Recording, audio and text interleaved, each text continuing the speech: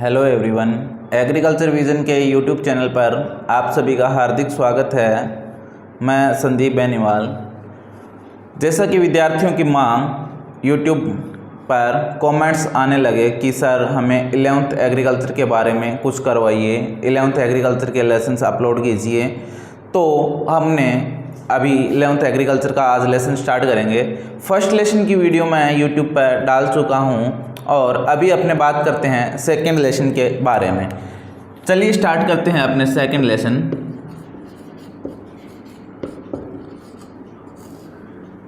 मौसम एवं जलवायु, वेदर एंड क्लाइमेट।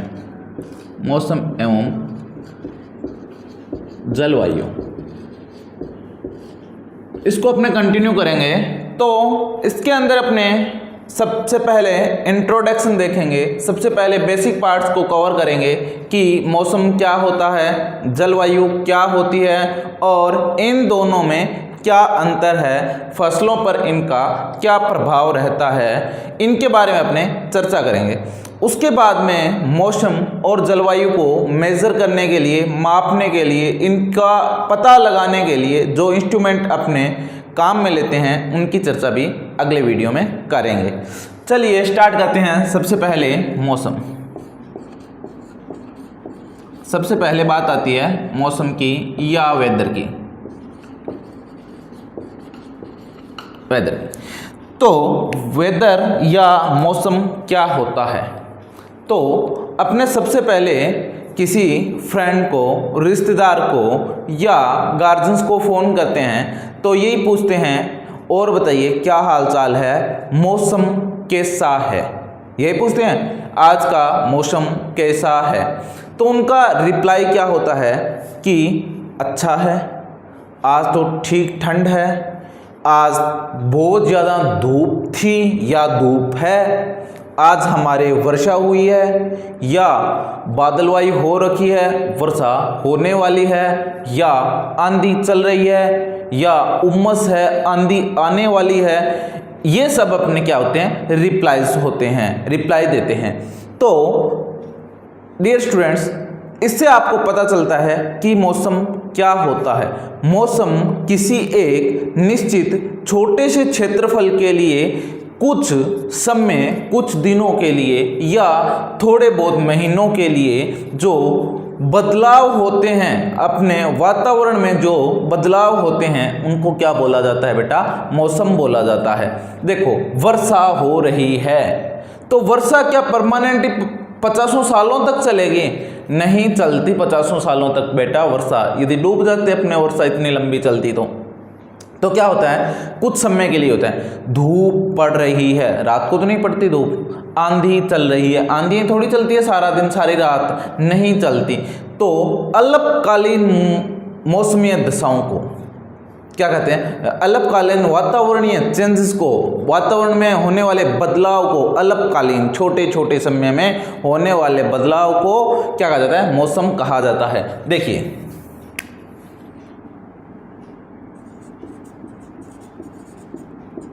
अल्पकालीन वातावरण में होने वाले बदलाव क्या कहलाते हैं बेटा? मौसम या वेदर कहलाते हैं। तो मौसम या वेदर कहलाते हैं अल्पकालीन जो चेंजेस होते हैं वातावरण में, उसको मौसम या बदलाव, मौसम में बदलाव, वातावरण में जो बदलाव होता है उसको मौसम कहते हैं।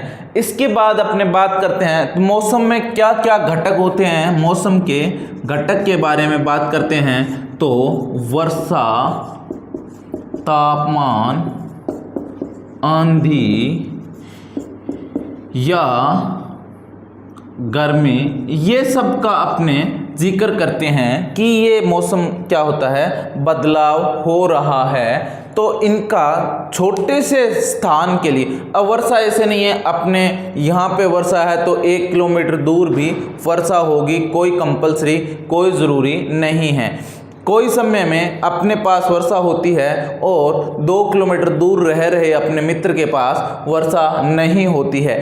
तो ये क्या होता है, छोटे से स्थान के लिए और छोटे समय के लिए, छोटे स्थान और कम समय के लिए जो वातावरण में चेंजेस होते हैं, वातावरण में बदलाव होते हैं, उनको छोटे स्थान और कम समय के लिए जो वातावरण में बदलाव होते हैं उनको मौसम कहा जाता है। याद रहेगा मौसम किसे कहा जाता है। मौसम की परिभाषा लिखने क्यों आए तो अपने क्या कह सकते हैं कि वातावरण में होने वाले चेंजेस, तात्क्षणिक चेंजेस, परिवर्तन को क्या कहते हैं, मौसम कहते हैं।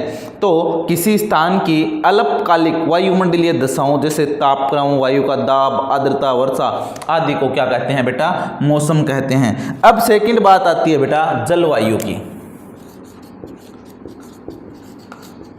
जलवायु या क्लाइमेट। तो जलवायु या क्लाइमेट क्या होती है? तो सबसे पहले जो क्लाइमेट है वो ग्रीक भाषा के क्लाइमा शब्द से लिया गया है। ग्रीक भाषा, कौन सी भाषा का शब्द है बेटा? ग्रीक भाषा क्लाइमा शब्द, ग्रीक भाषा के क्लाइमा शब्द से लिया गया है। तो इसका मतलब क्या होता है क्लाइमेट का? बहुत सारे लंबे चौड़े एरिए के मौसम का योग, अब कुछ वर्षों लंबे समय से चले आ रहे मौसम का योग, मौसम का अनुपात कैसा रह रहा है, रेशो, जैसे बहुत समय से अपने क्या सूखा ही सूखा पड़ रहा है तो वहाँ की जलवायु कैसी होगी बेटा? शुष्क जलवायु होती है। अब जैसे अपने ऐसे नहीं पूछते बेटा राजस्थान का मौसम कैसा है, यही पूछते हैं राजस्थान की जलवायु कैसी है, तो राजस्थान की जलवायु शुष्क जलवायु है। तो क्या होता है दीर्घ, राजस्थान एक बड़ा है ना, तो वैसे दीर्घ स्थान के लिए लंबे समय के मौसम का औसत। अब भाई काफी सालों से वो क्या है, वर्षा नहीं हो रही, इसीलिए शुष्क है। जैसे राजस्थान की जलवायु, जैसे राजस्थान की जलवायु, ठीक है, कैसी है बेटा? शुष्क है। अब देखते हैं शुष्क जलवायु। अब ऐसे तो नहीं बोलते शुष्क मौसम है, ठीक है। तो अब क्या किया कि बेटा ये कितने लंबे समय के लिए होता है? एक दिन के लिए, एक घंटे के लिए, एक महीने के लिए या एक साल के लिए? तो WMO विश्व मौसम विज्ञान संगठन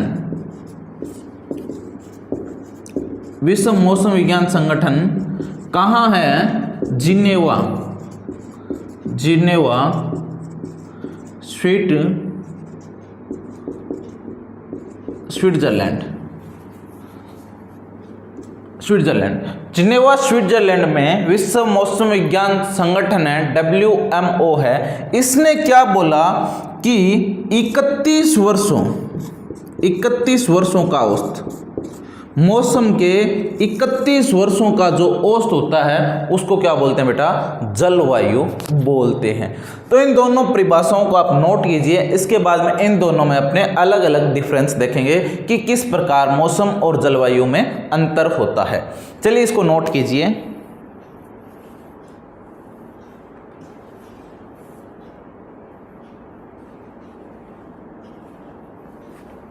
हाँ जी, नोट कर लिया होगा आपने। अभी देखते हैं मौसम और जलवायु में अंतर।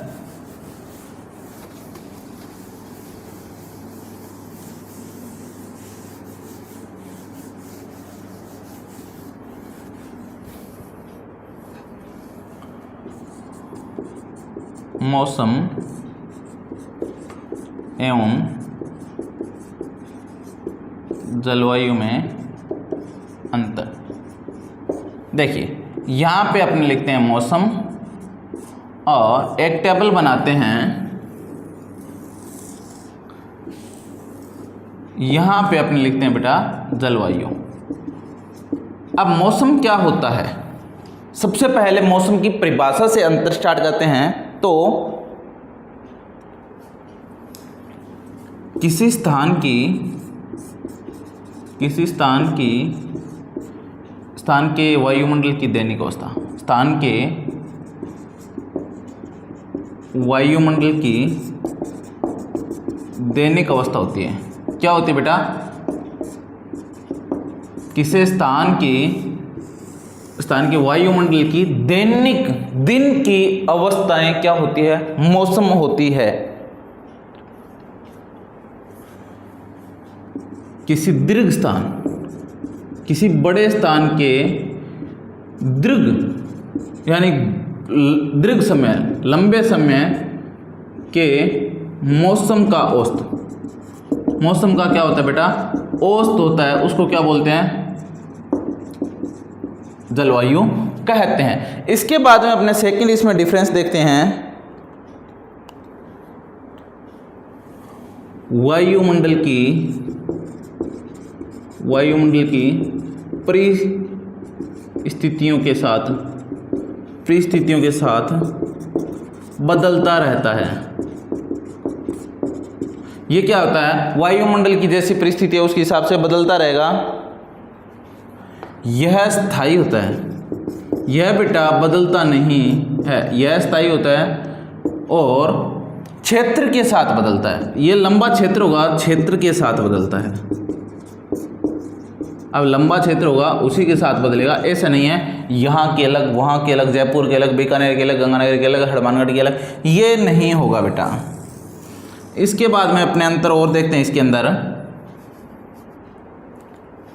यह जो है जलवायु की इकाई है। मौसम होता है वो है जलवायु की इकाई और लंबे समय के मौसम का औसत। ये मौसम का क्या होता है? औसत होता है। ये लंबे समय के मौसम का क्या होता है? औसत होता है। ये आपने पढ़ लिया था। इसके बाद में यह दिन में कई बार परिवर्तन हो सकता है। मौसम क्या हो सकता है? दिन में कई बार परिवर्तन।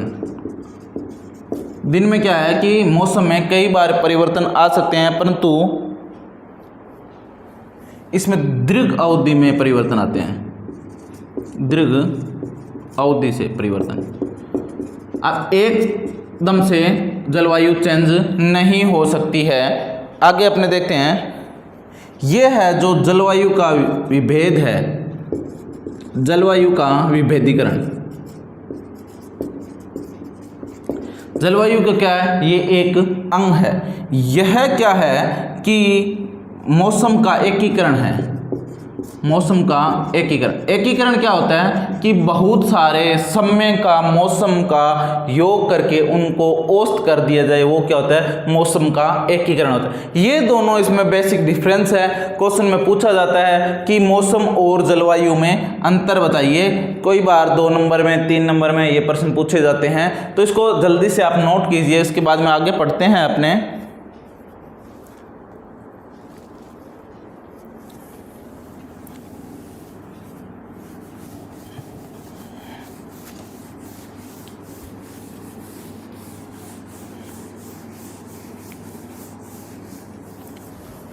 हाँ जी, उसके बाद में क्वेश्चन आता है अपना कि मौसम और जलवायु का फसलों पर क्या प्रभाव पड़ता है।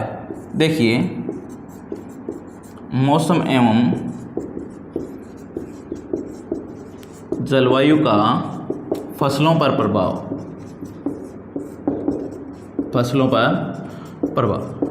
अब अपने देखते हैं कि मौसम और जलवायु का फसलों पर क्या क्या प्रभाव पड़ सकता है। चलिए सबसे पहले अपने देखते हैं कि मौसम और जलवायु का क्या प्रभाव पड़ता है। सबसे पहले सौर विकिरण। सबसे पहले कौन सा? सौर विकिरण। अब सूर्य से आने वाली किरणों को क्या बोलते हैं बेटा? सौर विकिरण बोलते हैं। इसका फसलों पर क्या प्रभाव पड़ेगा, इसका अध्ययन अपने करेंगे। दूसरा अपने देखते हैं तापमान। अब जलवायु में भी तापमान आता है, मौसम में भी तापमान आता है। तापमान का फसलों पर क्या प्रभाव पड़ेगा, इसका भी अध्ययन करेंगे। इसके बाद में और कौन सा होता है? वायुमंडलीय आर्द्रता, मतलब वायु में कितनी नमी है वायुमंडल में कितनी नमी है इसकी अपने गणना करते हैं और इसका भी फसलों पर प्रभाव अपने पड़ेंगे कि वायुमंडलीय आर्द्रता का क्या प्रभाव पड़ता है। अब होता है वायुमंडलीय दाब। वायुमंडलीय दाब का भी अपने अध्ययन करेंगे कि क्या प्रभाव पड़ता है। एटमॉस्फेरिक प्रेशर और ह्यूमिडिटी बोलते हैं, एटमॉस्फेरिक ह्यूमिडिटी, टेम्परेचर और सोलर रेडिएशन। ठीक है, अब अपने इसके बाद में और भी चीज़ों का अध्ययन करेंगे। वर्षा का अध्ययन करेंगे, वर्षा, रेन, बारिश। 6 वायु का अध्ययन करेंगे। ठीक है, 7 बादलों का अध्ययन करेंगे, बादलों का भी अपने क्या प्रभाव पड़ता है। इन सब चीज़ों का अपने अध्ययन करेंगे टॉपिक वाइज। सबसे पहले अपने सौर विकिरण का अध्ययन करेंगे, उसके बाद में अपने तापमान का अध्ययन करेंगे, फिर आर्द्रता का अध्ययन करेंगे। ऐसे ऐसे सभी 7 पॉइंट्स का अपने अध्ययन करेंगे। आज की वीडियो में अपने सिर्फ 2 पॉइंट शुरू वाले सौर विकिरण और तापमान का अपने अध्ययन करेंगे। ठीक है, उसके बाद में नेक्स्ट वीडियोस में अपने वायुमंडलीय आर्द्रता, वायुमंडलीय दाब और वर्षा, वायु और बादलों का अपने अध्ययन करेंगे। उसके बाद में जो इंस्ट्रूमेंट काम लेते हैं उनका भी अपने अध्ययन करेंगे। सबसे पहले अपने देखते हैं सौर विकिरण। सूर्य से आने वाली जो किरणें हैं वो फसल उत्पादन पर कैसे प्रभावी होती है, क्या उनसे फसल उत्पादन बढ़ता है या कम होता है। देखिए, सौर विकिरण क्या होती है, सूर्य से जो आने वाली किरणें हैं उसका उनको क्या बोला जाता है, सौर विकिरण बोला जाता है, सूर्य से आने वाली किरणों को। तो इसका फसलों पर क्या प्रभाव पड़ता है, क्या फसलें उत्पादन अधिक देती है या फसलें उत्पादन कम देती है सौर विकिरण की वजह से। तो चलिए अपने देखते हैं। सबसे पहले इसके अंदर सबसे पहले अपने पढ़ेंगे प्रकाश की गुणवत्ता। प्रकाश की गुणवत्ता, अब यानी कि प्रकाश किस प्रकार का है। अब प्रकाश की गुणवत्ता क्या होती है कि प्रकाश किस प्रकार का है। जैसे पराबैंगनी या अल्ट्रावायलेट यूवी रेज जिनको बोला जाता है, जो पराबैंगनी विकिरण होती है, पराबैंगनी विकिरण यानी अल्ट्रावायलेट यूवी रेज, जो यूवी किरणें होती है वो फसलों के अंकुरण को भी प्रभावित करती है और यदि फसलों के पौधे उग भी जाते हैं तो उनको क्या प्रभावित करती है बेटा, उनको कमजोर रख देती है। तो पराबैंगनी किरणों से अंकुरण प्रभावित होता है, अंकुरण प्रभावित। अंकुरण नहीं होगा, यदि हो भी जाता है तो पौधे क्या रह जाते हैं बेटा, पौधे कमजोर रह जाते हैं। तो क्या होगा, अब और भी कलर्स की विकिरण होती है, रेज होती है, अदर डिफरेंट कलर्स की रेज किरणें होती है।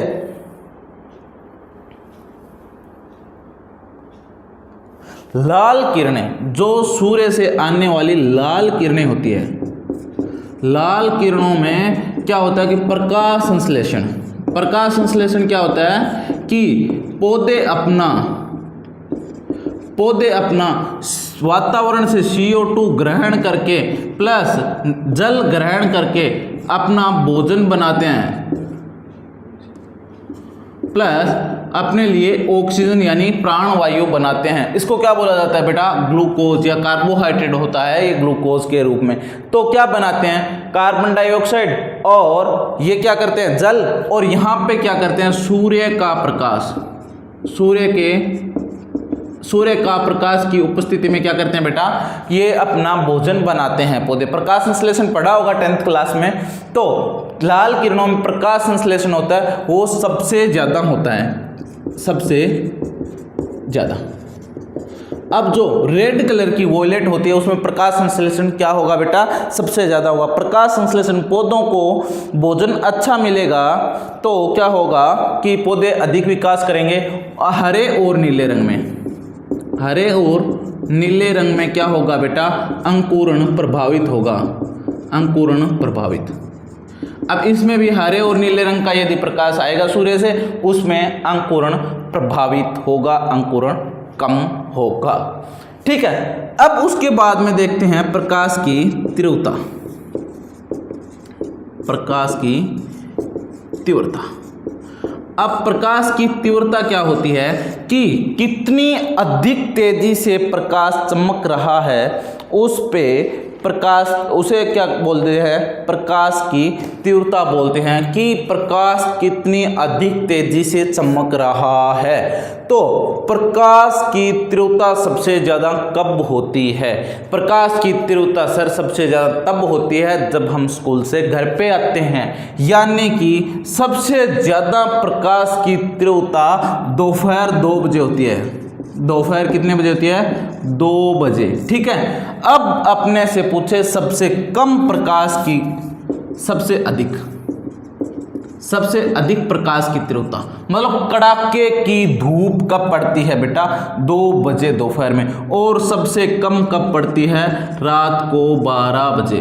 रात को 12 बजे सबसे कम तीव्रता प्रकाश की होती है। इसको नोट कर लीजिए, उसके बाद में अपने आगे सौर विकिरण के अदर्स पॉइंट्स को पढ़ेंगे, कवर करेंगे, तो जल्दी से इसे नोट कीजिए। हाँ जी, नोट कर लिया। अब अपने तीसरा पॉइंट पढ़ेंगे, प्रकाश की अवधि। अवधि मतलब कितने समय प्रकाश मिल रहा है, कितने समय तक प्रकाश पौधों को मिल रहा है, इसकी चर्चा आपने करेंगे कि किस प्रकार से पौधों को, कौन से पौधों को कितना प्रकाश चाहिए और कितना नहीं चाहिए। तो सौर विकिरण का तीसरा पॉइंट है अपने पास से प्रकाश की अवधि। अब प्रकाश की अवधि क्या होती है कि सर्दियों में अपने को कम प्रकाश मिलता है और गर्मियों में अपने को अधिक प्रकाश मिलता है। गर्मियों में सुबह 6 बजे सूर्योदय हो जाता है, अधिकतम 6 बजे सूर्योदय हो जाता है और रात को 8 बजे तक अपने को अंधेरा नहीं होता। सर्दियों में क्या होता है कि 7-8 बजे सूर्योदय होता है और शाम को 6-7 बजे ही सूर्य अस्त हो जाता है, अंधेरा हो जाता है। 7 बजे तो बहुत भयानक वाला अंधेरा हो जाता है, डर लगने लग जाता है। तो इसी प्रकार तो प्रकाश की अवधि कितनी है, कितने टाइम में पौधों को प्रकाश मिल रहा है, इसके आधार पर पौधों को 4 भागों में विभाजित किया गया है। सबसे पहले अपना फर्स्ट लघु दिवसीय पादप। लघु दिवसीय पादप या इनको बोलते हैं बेटा शॉर्ट डे प्लांट। इनको इंग्लिश में याद कर लेना, एसडीपी शॉर्ट डे प्लांट बोला जाता है। शॉर्ट डे मतलब छोटे दिन वाले पादप। इनको पौधों को प्रकाश की आवश्यकता क्या होगी? शॉर्ट डे प्लांट को प्रकाश की आवश्यकता 10 आवर से 10 घंटों से कम होगी। 10 घंटों से कम होगी। इनको प्रकाश की आवश्यकता 10 घंटों से कम होगी। किसके लिए? पुष्पन के लिए। ये जो प्रकाश की अवधि है, प्रकाश चाहिए, वो किसके लिए चाहिए? पुष्पन के लिए। पुष्पन के लिए प्रकाश की अवधि। पुष्पन के लिए जो प्रकाश की अवधि पौधों को चाहिए उसे बोलते हैं परदीप्तिकालिता। परदीप्तिकालिता या फोटोपीरियोडिज्म।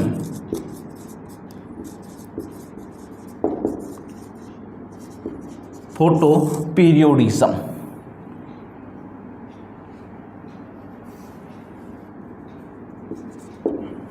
ठीक है, फोटोपीरियोडिज्म बोला जाता है।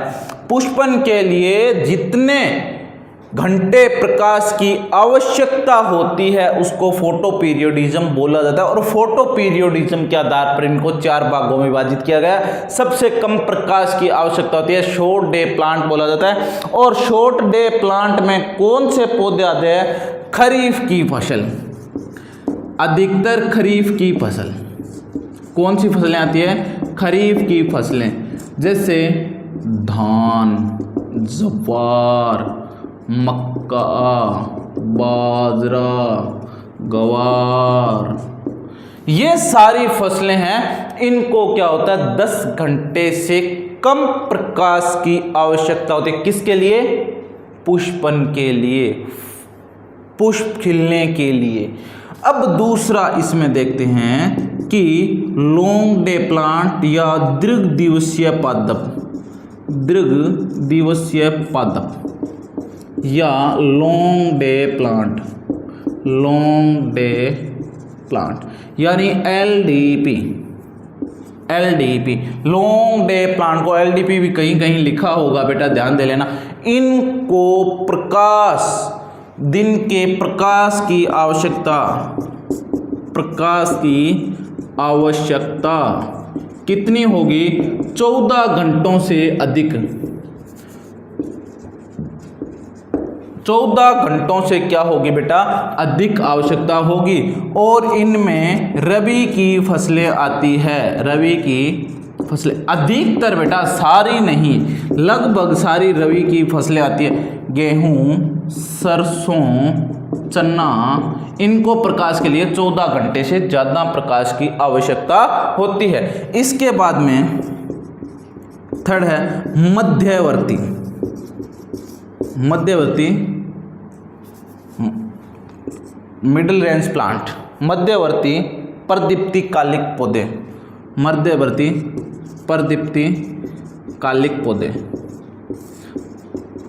पादप, मिडिल रेंज प्लांट।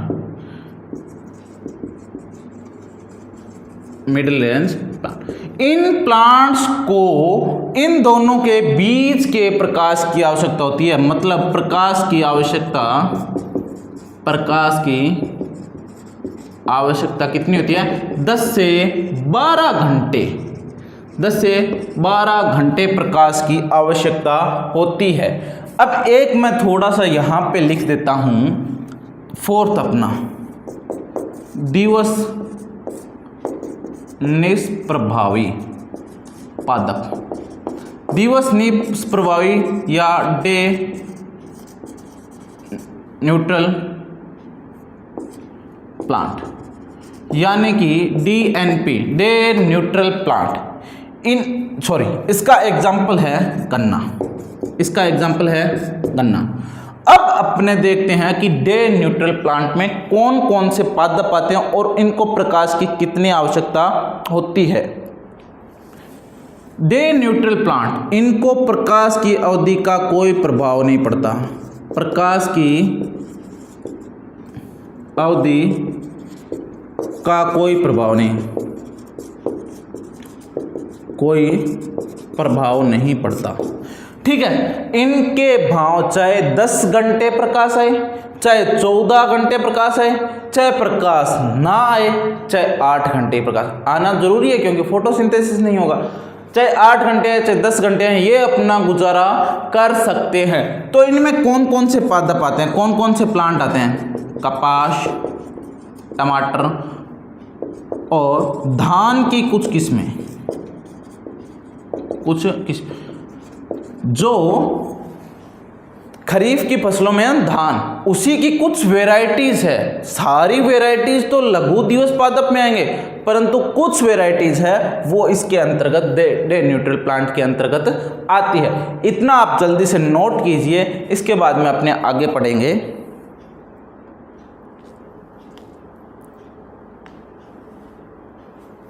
हाँ जी, नोट कर लिया। अब पढ़ते हैं सौर विकिरण, आपने पढ़ लिया। सेकंड पॉइंट पढ़ते हैं वायुमंडलीय तापमान। अब देखते हैं तापमान किस प्रकार से फसलों के उत्पादन को प्रभावित करता है, कम करता है या ज़्यादा करता है। आप अनुमान लगाइए, कमेंट करके बताइए कि जो वायुमंडलीय तापमान है, जो गर्मी पड़ती है, तापमान बताते हैं ना 40 डिग्री या 50 डिग्री सेंटीग्रेड तापमान है, तो अधिक तापमान फसलों को प्रभावित किस प्रकार से करेगा? उत्पादन अधिक होगा या कम होगा? और दूसरा कमेंट आप बताइए कि यदि कम तापमान हो जाए तो प्रभावित क्या होगा, कम होगा या ज़्यादा होगा। चलिए अपने स्टार्ट करते हैं 2 नंबर, वायुमंडलीय तापमान। अब वायुमंडल का एटमॉस्फेरिक टेम्परेचर होता है, वो फसल उत्पादन को किस प्रकार प्रभावित करता है, फसल उत्पादन में क्या प्रभाव पड़ता है। तो जो तापमान होता है तो वायुमंडल में तापमान, जैसे सौर विकिरण सबसे ज़्यादा होती है तो तापमान भी उसी समय सबसे ज़्यादा होगा, और सौर विकिरण बिल्कुल भी नहीं होती, कम होती है, उस टाइम तापमान सबसे कम होगा। तो सौर विकिरण रात में तो होती नहीं, तो रात सारी रात कम नहीं होता, एक फिक्स पॉइंट होता है लगभग 1 से 4 बजे, नहीं 2 से 4 बजे के मध्य सबसे कम तापमान होता है पूरे 24 घंटे में, और सबसे अधिक तापमान ये AM का टाइम है, और दोपहर 2 बजे का टाइम है, उस समय सबसे ज़्यादा तापमान होता है। ठीक है, अब अपने देखते हैं कि फसलों पर किस प्रकार से प्रभावित करता है।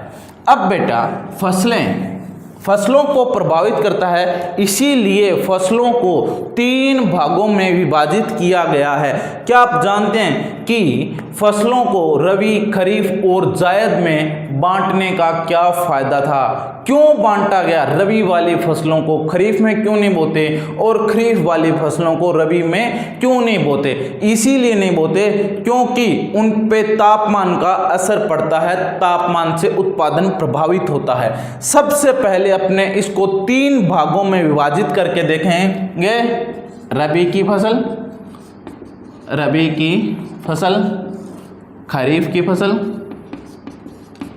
खरीफ की फसल और अंत में जायद की फसल।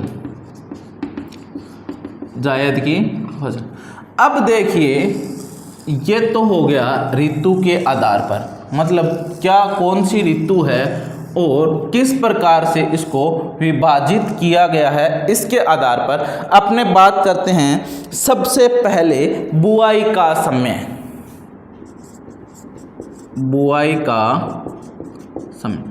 अब देखिए बुआई का समय, उसके बाद में कटाई का समय। पहले अपने देखेंगे सबसे पहले बुआई का समय, फिर अपने देखेंगे कटाई का समय, उसके बाद में अपने देखेंगे कि इसको अधिकतम तापमान कितना चाहिए, अधिकतम तापमान, न्यूनतम तापमान, सबसे कम कितना डिग्री सेंटीग्रेड तापमान हो तो उसमें अच्छी बढ़वार हो जाएगी। अधिकतम तापमान, न्यूनतम तापमान, और उसके बाद में एक होता है बेटा इष्टतम तापमान। अब अधिकतम और न्यूनतम के बीच वाला तापमान, भाई मतलब सही होता है ना, ज़्यादा गर्म पानी से भी नहीं नहाता, ठंडे पानी से नहाता हूँ, नून न्याय पानी से नहाता हूँ। वो जो नून न्याय होता है ना, वो होता है इष्टतम तापमान, मतलब मेरे लिए एकदम वो सही है, इष्टतम है, इष्ट देवता है वो। इसी प्रकार इसको क्लासिफाई किया गया है। इसके बाद में पकने की अवधि या अंकुरण के लिए तापमान, अंकुरण के लिए तापमान, और अंत में अपने पढ़ेंगे कि पकने की अवधि। इसके बाद में अपने पढ़ेंगे एग्जाम्पल।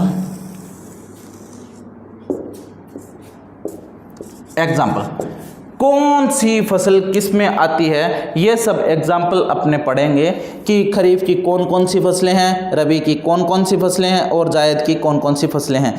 तो सबसे पहले अपने देखते हैं कि रबी की फसल की बुआई होती है जो सितंबर अक्टूबर में की जाती है। कब की जाती है? सितंबर और अक्टूबर में। रबी की फसल की कटाई कब की जाती है? सितंबर अक्टूबर में बुआई करेंगे तो मार्च अप्रैल में कटाई कर लेंगे। अब अधिकतम तापमान देखो, रबी की फसल के लिए अधिकतम यानी कि इससे ज़्यादा होगा तो फसल को क्या होगा बेटा? नुकसान होगा। वो कितना होता है? 30 से 38 डिग्री। अब इतना तो यह सहन कर लेते हैं, इससे ऊपर इससे सहन नहीं होता। उसके बाद देखें न्यूनतम, कम से कम कितना तापमान होना चाहिए? 0 से 5 डिग्री सेंटीग्रेड। अब इससे कम तापमान होगा तो ये फसल नष्ट हो जाएगी। अब इष्टतम तापमान, बीच वाला तापमान कितना है बेटा? 25 डिग्री से 28 डिग्री सेंटीग्रेड या कहीं कहीं 31 डिग्री भी सेंटीग्रेड लिखा हुआ है। ठीक है, अब अंकुरण के लिए यानी कि बीज जब अंकुरित होते हैं इसके लिए तापमान कितना चाहिए, 22 से 28 डिग्री सेंटीग्रेड अंकुरण के लिए अपने को तापमान चाहिए। पकने की अवधि मतलब उसको पक के तैयार होने में कितना समय लगेगा, वो समय है 120 से 140 दिन, मतलब 4 महीने से 5 महीने अपने को लगते हैं। अब रबी की फसलों के एग्जाम्पल कौन कौन से हैं, गेहूं, चना, सरसों, जौ, जई, पालक, पत्ता गोभी, मतलब गोभी वर्गीय सारे, ये क्या है, रबी की फसल के एग्जाम्पल्स है। अब देखते हैं अपने खरीफ की फसल की बात करते हैं। इसकी जो बुआई है जुलाई अगस्त में करते हैं, कटाई है सितंबर अक्टूबर में करते हैं, ये सॉरी अक्टूबर नवंबर में लिख लेना, अक्टूबर नवंबर में। और इसके लिए जो अधिकतम तापमान होता है वो 38 से 47 डिग्री सेंटीग्रेड होता है, 38 से 47 डिग्री। न्यूनतम तापमान होता है 15 से 18। इष्टतम दो तापमान होता है 35 से 38 डिग्री, 35 टू 38 डिग्री सेंटीग्रेड इष्टतम तापमान होता है। इसके बाद अपने देखते हैं प्लांटेशन के लिए, इसके जर्मिनेशन के लिए 28 से 35 डिग्री सेंटीग्रेड तापमान पर क्या होता है, जर्मिनेट होती है। और यही 100 से 3 महीने से 4 महीने का समय लगता है। खरीफ की फसलें कौन कौन सी है, बाजरा, मक्का, ज्वार, ये तीनों जैसी दिखती है वो, गन्ना भी इसमें अपने ले सकते हैं, गन्ना। और उसके बाद में और कौन सी है, गवार, मूंग और मोठ को भी इसमें ले लेते हैं, मूंग, मोठ और उड़द को भी। परंतु ये जायद की फसल में भी इसको काउंट किया जाता है। अब देखते हैं जायद की फसल की मार्च अप्रैल और मई जून, ये 2 महीने की फसल है बेटा, यहाँ पे लिख लेते हैं 60 डेज। ये 2 महीने की फसल है, इसमें कुकुरबिट कुल की कुकुरबिट सब्जियां आती है, सबसे ज़्यादा इसमें क्या आती है, सब्जियां आती है। और तापमान यदि बात करें 31 से 38 डिग्री सेंटीग्रेड और 20 से 25 डिग्री सेंटीग्रेड। इसके बाद में किसका इष्टतम तापमान क्या होगा, 26 से 30 डिग्री सेंटीग्रेड। और जर्मिनेशन के लिए यही 25 से 31 डिग्री सेंटीग्रेड तापमान चाहिए होता है। ठीक है, ये आप जल्दी से इसको नोट कीजिए। और उसमें एग्जाम्पल है कुकुरबिटेस की सब्जियां सारी। ठीक है, उसके बाद में देखेंगे तापमान का कृषि पर प्रभाव। तापमान का कृषि पर क्या क्या प्रभाव पड़ता है, आप इसको जल्दी से नोट कीजिए। इसके बाद में तापमान का कृषि पर प्रभाव अपने देखेंगे।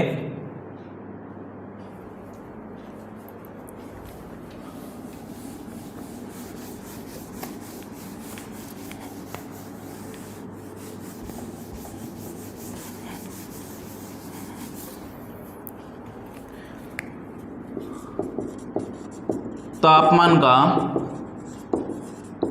कृषि पर प्रभाव या फसलों पर प्रभाव क्या होता है। देखिए, तापमान का सबसे ज़्यादा प्रभाव पड़ता है, सबसे पहले अपने देखते हैं जैविक क्रियाएं। जैविक क्रियाएं क्या होती है, जो जीवों के द्वारा क्रियाएं होती है, वो प्रत्येक 10 डिग्री सेंटीग्रेड तापमान पर 10 डिग्री सेंटीग्रेड तापमान बढ़ने पर अभिक्रिया क्या हो जाती है, दो गुनी हो जाती है। ऐसा नहीं होगा कि अपने 10 डिग्री सेंटीग्रेड तापमान है फिर 20 हुआ तो 2 गुनी हो गई। ठीक है, मतलब वो कोई भी काम कर रहा था, मतलब 10 यूनिट काम कर रहा था, 10 पौधे काट रहा था, कोई चीज़ है वो 10 पौधे काट रहा था, 10 पौधे काटता है कितने, 10 डिग्री सेंटीग्रेड तापमान पर, 10 डिग्री सेंटीग्रेड तापमान पर 10 काटेगा और 20 डिग्री सेंटीग्रेड तापमान हो जाएगा। 10 डिग्री सेंटीग्रेड बढ़ा दिया, यहाँ आप 5 समझो, 5 और यहाँ पे 15 यदि सेंटीग्रेड कर दिया, 15 डिग्री सेंटीग्रेड कर दिया, तो यहाँ पे पौधों दुगनी हो जाएगी। ठीक है, ये कितने 20 पौधे काटने लग जाएगा। और यहाँ पे 25 डिग्री सेंटीग्रेड कर दिया तो ये क्या हो जाएगा बेटा 40 पौधे काटने लग जाएगा। ठीक है, यानी कि 10 डिग्री सेंटीग्रेड बढ़ाने पर अभिक्रिया की दर क्या हो जाती है, दोगुनी हो जाती है। परंतु ऐसा नहीं होगा, ये बढ़ती जाती है। तो कुछ एक फिक्स तापमान होता है, वहां तक ये बढ़ती है। तो तापमान का ये जैविक क्रियाओं पर भी प्रभाव पड़ता है। इसके बाद में अपने क्या देखते हैं, जैविक क्रियाओं के बाद में CO2 ग्रहण।